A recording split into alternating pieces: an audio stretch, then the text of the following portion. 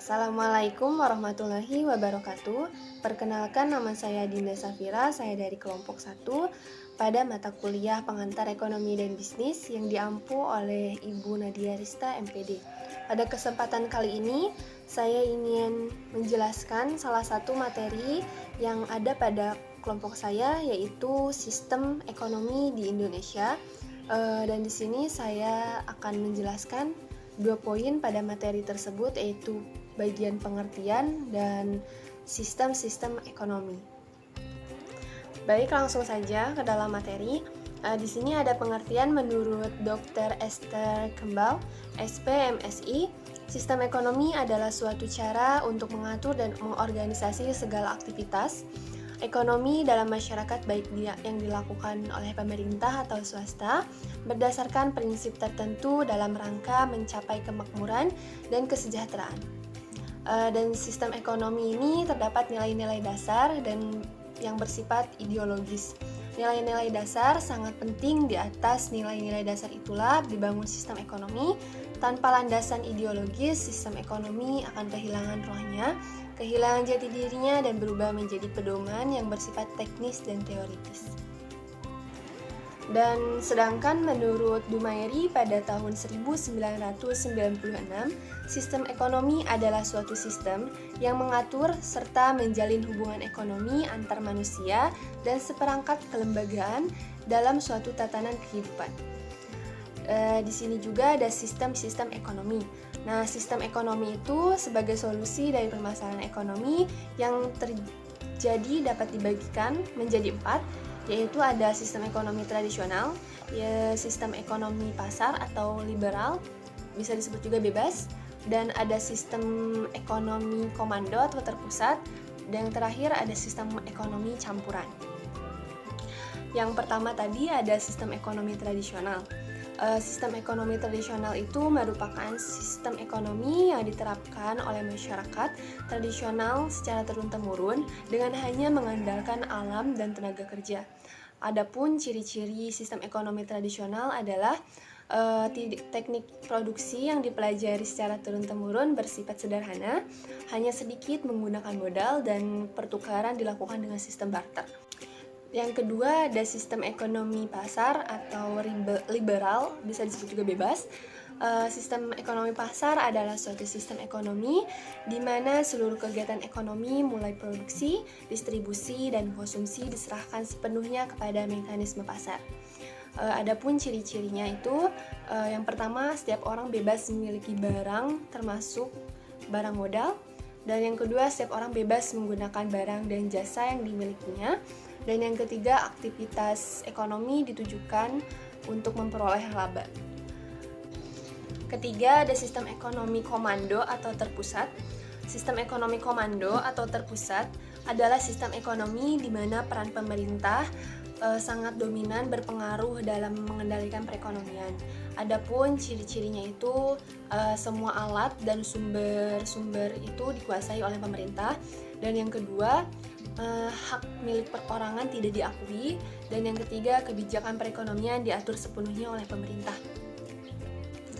Yang terakhir ada sistem ekonomi campuran. Sistem ekonomi campuran merupakan dari sistem ekonomi pasar dan sistem ekonomi terpusat, di mana peran pemerintah dan swasta berinteraksi dalam memecahkan masalah ekonomi. Dan ciri-ciri dari sistem ekonomi campuran itu adalah merupakan gabungan dari sistem ekonomi pasar dan terpusat. Yang kedua, barang, modal, dan sumber daya yang vital dikuasai oleh pemerintah. Dan yang ketiga, pemerintah dapat melakukan investasi dengan membuat peraturan, menetapkan kebijakan fiskal, moneter, dan membantu dan mengawasi kegiatan swasta. Itulah beberapa poin yang dapat saya sampaikan. Selebihnya akan disampaikan oleh rekan-rekan saya. Sekian. Wassalamualaikum warahmatullahi wabarakatuh. Assalamualaikum warahmatullahi wabarakatuh. Sebelum saya izin memperkenalkan diri terlebih dahulu, saya Hendro Sandepan dengan NIM 1872250001 dari Prodi Pendidikan Ekonomi. Saya di sini ingin mengerjakan tugas pada mata kuliah pengantar ekonomi dan bisnis, dan dosen pengampunya adalah Bu Nadia Rista MPD. Baik, yang saya akan bahas adalah sistem ekonomi Indonesia. Baik, yang akan saya bahas adalah sistem ekonomi Indonesia. Pengertian sistem dan sistem ekonomi Indonesia istilahnya. Sistem berasal dari perkataan sistema atau bahasa Yunani yang dapat diartikan sebagai keseluruhan yang terdiri dari macam-macam bagian. Nah, di sini ada definisi sistem yang disusun dari seperangkat komponen yang bekerja secara bersama-sama untuk mencapai semua tujuan dari keseluruhan sistem tersebut. Sebuah sistem ekonomi dapat digambarkan sebagai sebuah kumpulan dari komponen-komponen di mana beberapa dari komponen tersebut saling berhubungan secara tetap dalam jangka waktu tertentu. Di sini ada ciri dari sebuah sistem. Setiap sistem tidak hanya sekedar kumpulan berbagai bagian unsur atau komponen, melainkan merupakan suatu kumpulan yang utuh dan patuh.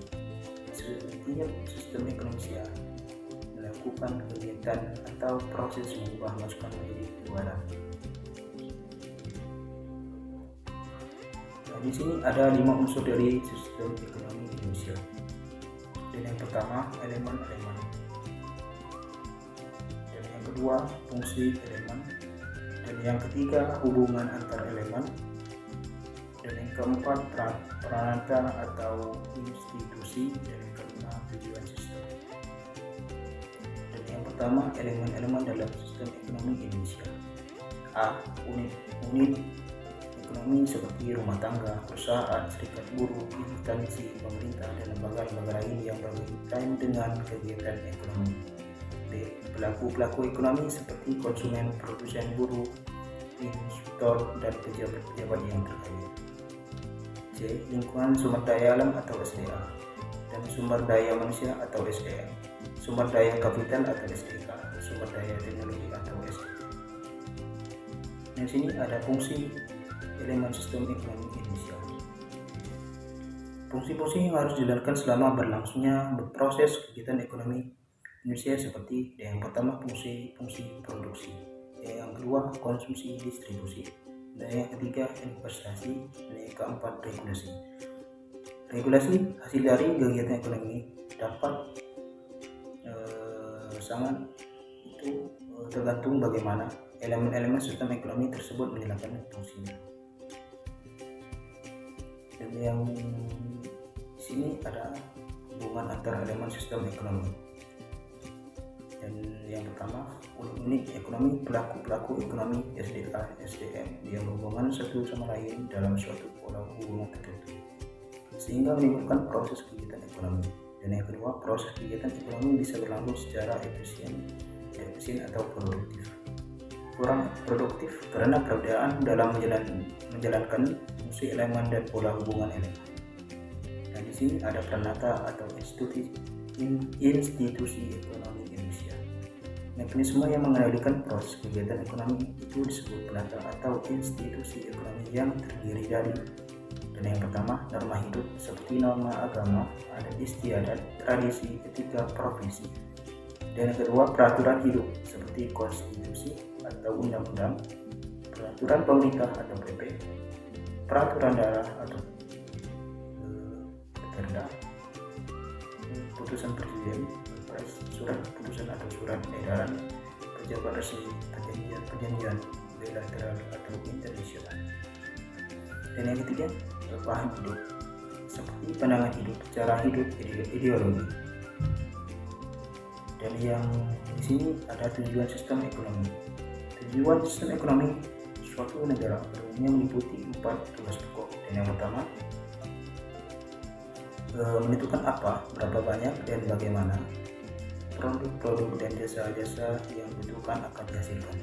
Dan yang kedua, mengalokasikan produk nasional bruto atau PNB untuk konsumsi rumah tangga, konsumsi masyarakat, penggantian stok modal investasi. Dan yang ketiga, mendistribusikan pendapatan nasional atau PN di antara anggota masyarakat sebagai upah atau gaji, keuntungan perusahaan, bunga, dan sewa. Dan yang keempat atau yang terakhir, memelihara dan meningkatkan hubungan ekonomi dengan luar negeri. Sekian dari saya. Apabila terdapat atau dalam cara menjelaskannya kurang lebih jelas lagi, saya mohon maaf. Saya akhiri. Wassalamualaikum warahmatullahi wabarakatuh. Assalamualaikum warahmatullahi wabarakatuh. Perkenalkan, saya Fitri Hoyanisa dari Prodi Pendidikan Ekonomi dengan NIM 18722500024. Saya dari kelompok 1.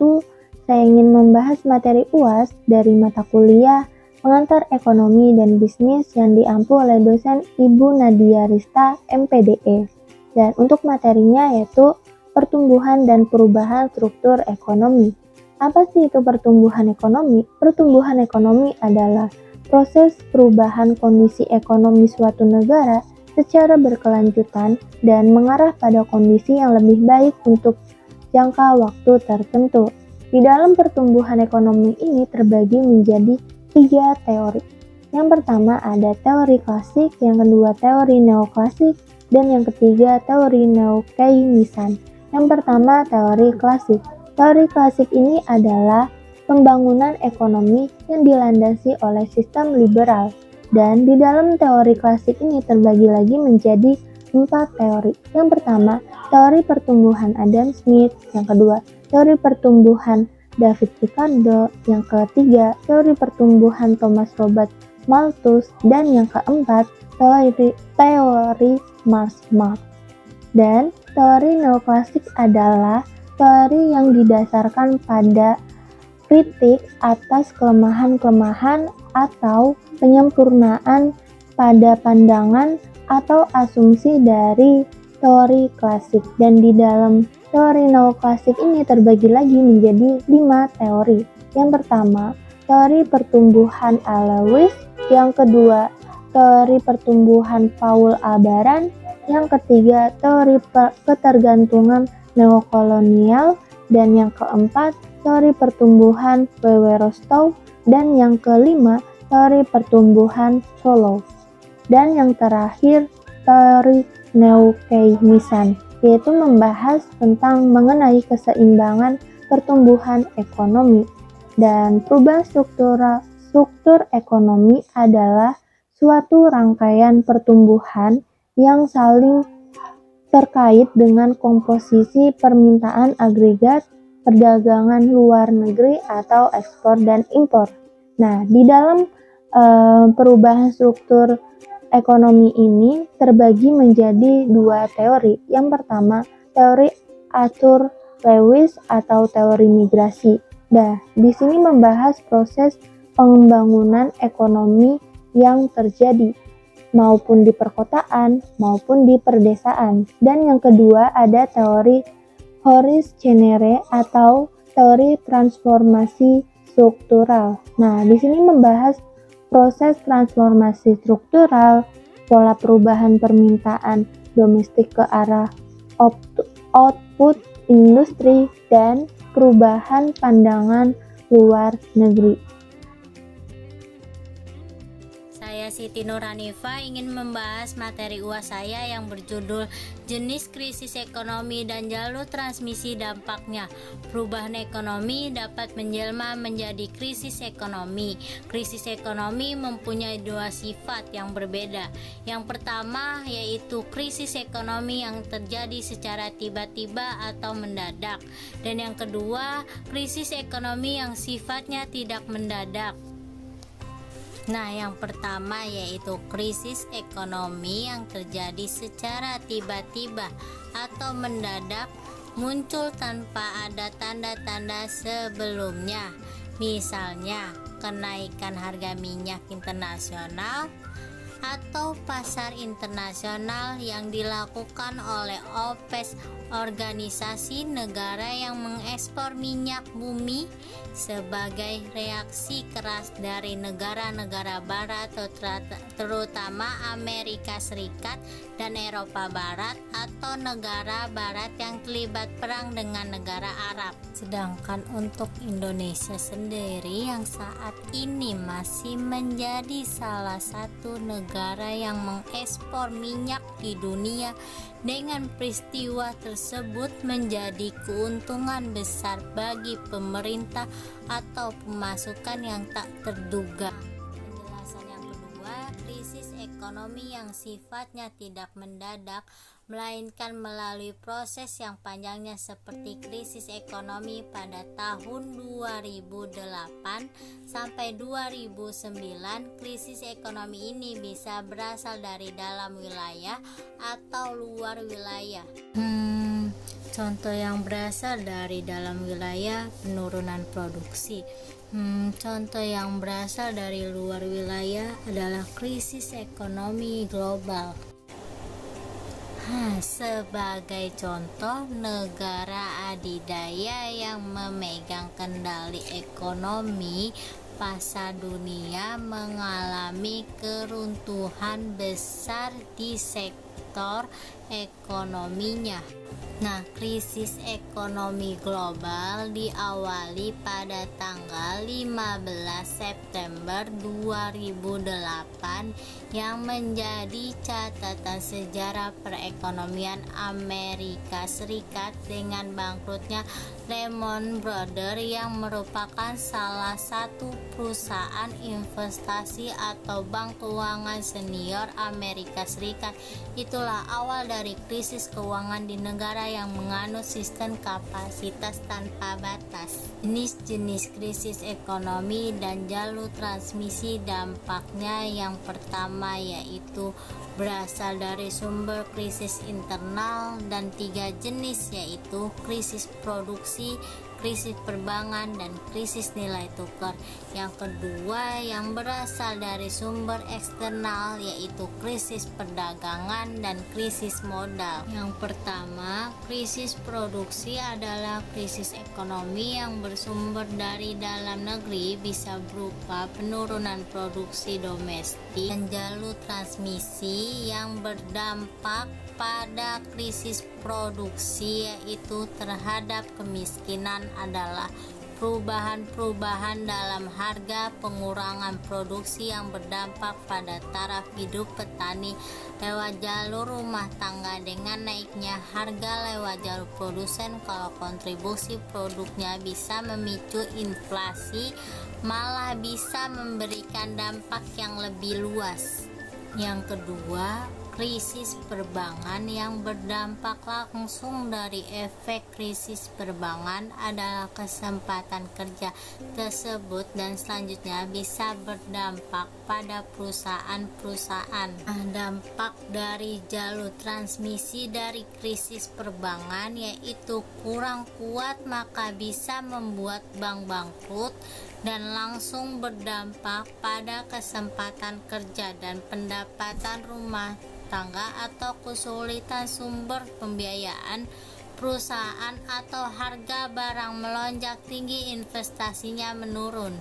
Penjelasan yang ketiga yaitu krisis nilai tukar, suatu perubahan kurs dari sebuah mata uang, misalnya rupiah terhadap dolar, mengalami penurunan yang sangat besar atau berlama-lama, prosesnya mendadak.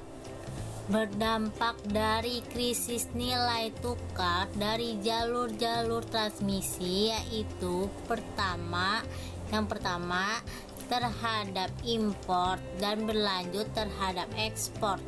Yang impor contohnya tinggi volume menurun, harga mahal memicu inflasi. Krisis ekonomi berasal dari sumber eksternal, ada 2 jalur utama yaitu perdagangan, investasi, arus modal.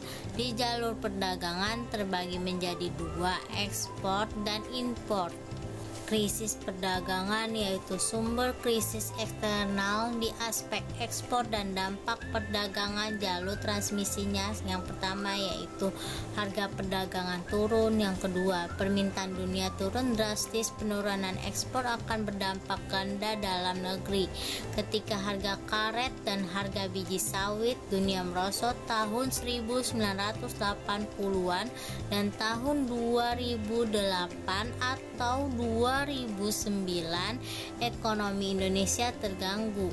kedua yaitu aspek impornya. Kenaikan harga di negara produsen luar negeri secara signifikan seperti hanya kenaikan harga minyak bumi. Aspek impor, dampak dari jalur transmisi akan menimbulkan krisis minyak bumi sebagai contoh krisis minyak 1973 terjadi pada tanggal 15 Oktober 1973 hingga naiknya harga minyak ditetapkan oleh OPEC. Yang kelima yaitu sumber eksternal dari krisis modal di dalam negeri di dalam jumlah besar atau penghentian bantuan pinjaman luar negeri akan menjadi sebuah krisis ekonomi di terutama negara miskin. Dan dampak dari jalur transmisinya yaitu memiliki dampak utama yaitu perubahan dalam jumlah investasi khususnya investasi jangka panjang, volume produksi dan jumlah tenaga kerja. Halo, perkenalkan nama saya Al-Fatih Raja Rizky Nagrian. Saya dari kelompok pertama mata kuliah pengantar bisnis dan ekonomi. Dosen Ibu Nadia Rista MPDE. Semester 1 reguler pagi. Di sini saya akan menjelaskan dari materi tentang UAS. Materinya yaitu jalur transmisi kunci dan indikator monitoring dampak krisis ekonomi. Jadi di sini sebuah krisis ekonomi memiliki tingkatan pertama, kedua, dan ketiga. Tergantung pada krisis ekonomi tersebut. Dalam sebuah krisis ekonomi yang berdampak lebih dari satu sektor ekonomi, sebuah jalur transmisi bisa masuk kategori primer untuk satu sektor, sementara untuk sektor-sektor lainnya yang juga terkena dampaknya, jalur tersebut masuk kategori sekunder. Misalnya dalam kasus krisis perbankan, jalur output itu merupakan jalur primer, yaitu output dari sektor tersebut menurun. Di sini saya akan menjelaskan beberapa contoh indikator utamanya. Jalur transmisi indikator utamanya, yang pertama itu kesempatan kerja, pendapatan, inflasi, output menurut sektor dan wilayah, kesempatan kerja menurut sektor dan wilayah, pendapatan menurut sektor dan wilayah. Yang kedua itu ada kredit suku bunga pinjaman menurut sektor dan wilayah, kesempatan kerja menurut sektor dan wilayah, pendapatannya menurut sektor dan wilayah, kemiskinannya menurut wilayah. Yang penting itu ada krisis ekspor impor, ada krisis ekspor impor. Yang ekspor itu menurut sektor dan wilayah, impor menurut sektor dan wilayah, output menurut sektor dan wilayah, inflasi menurut wilayah, kesempatan kerja menurut sektor dan wilayah, pendapatan menurut sektor dan wilayah, kemiskinan menurut wilayah. Yang terakhir ada krisis modal dan nilai tukar menurut sektor dan wilayah, kesempatan kerja menurut sektor dan wilayah, pendapatan menurut sektor dan wilayah, kemiskinan menurut wilayah. Sekian dari saya, mohon maaf apabila ada kesalahan. Wabillahi wa taufiq wa hidayah. Wassalamualaikum warahmatullahi wabarakatuh.